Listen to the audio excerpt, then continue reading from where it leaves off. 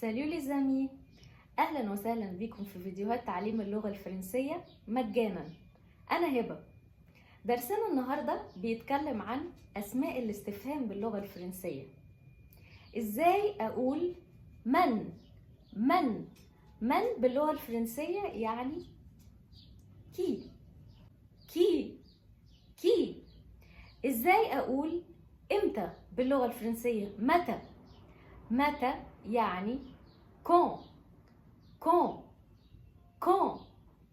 ازاي اقول ما باللغة الفرنسية؟ ما يعني كو. ازاي اقول ماذا باللغة الفرنسية؟ ماذا يعني كوا. ازاي اقول ليه باللغة الفرنسية؟ ليه يعني pourquoi. يبقى إذن ماذا يعني quoi، لماذا يعني pourquoi. إزاي أقول أين باللغة الفرنسية؟ أين يعني où.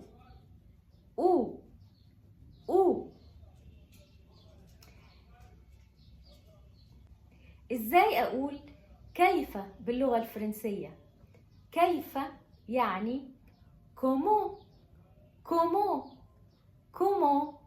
يبقى إذن comment يعني كيف، وكو يعني ما، وكي يعني من. وبالمناسبة لو عايز أسأل حد إزيك باللغة الفرنسية بقول comment vas-tu. comment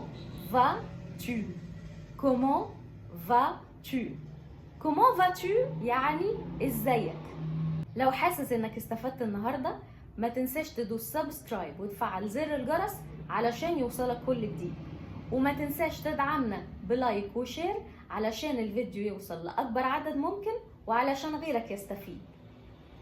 باي.